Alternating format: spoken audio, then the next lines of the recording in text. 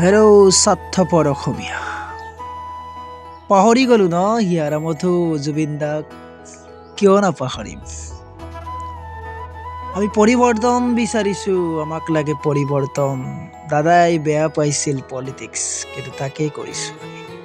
Politics কৰিব লাগিব কাৰণ আমি গণতন্ত্ৰৰ দেশত বাস কৰোঁ।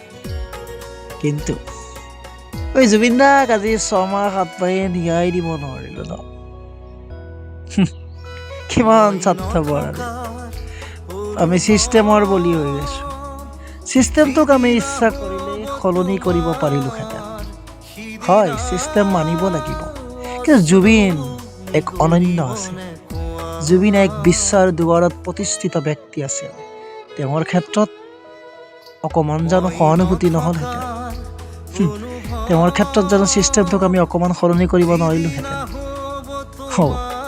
চিষ্টেমটো সলনি কৰিবলৈ গ'লে কিছু সংখ্যকে ক'ব মূৰ্খ নেকি। বিচাৰ কৰিব আদালতে, কোৰ্টে, বাদ দিয়াহে। কোনদিনা বিচাৰ কৰিব, কোনদিনা ন্যায় পাব। আমি পলিটিক্স গানটো ঠিকে শুনিছোঁ, তাৰ অৰ্থ বুজি নাপালোঁ। আমি জানিও নুবুজা ভাও ধৰি আছোঁ।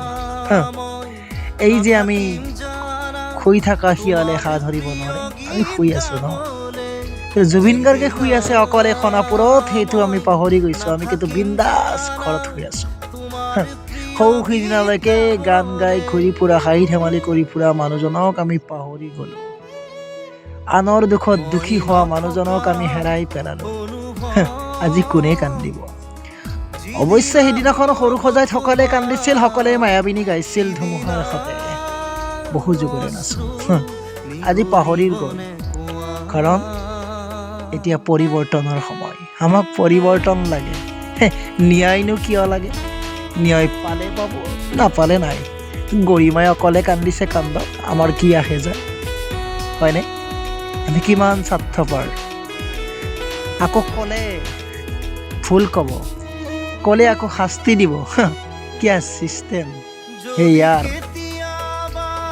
দুখ লাগে। কেতিয়াবা কোনোবাই গৈ সোণাপুৰৰ সমাধিত জুবিনদাৰ নামত চাকি এগছি জ্বলাইছে।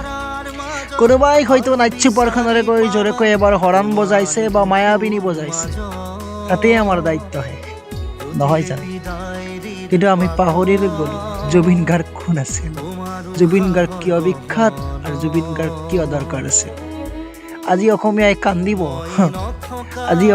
কান্দিব নে হাঁহিব নাজানো, কাৰণ স্বাৰ্থপৰ আমি স্বাৰ্থপৰ কাৰণে অসমৰ উন্নতি এয়া।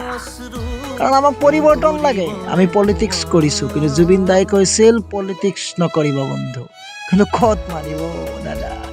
আমি স্বাৰ্থপৰ, তুমি ন্যায় নোপোৱা, তুমি শুইয়ে থাকা।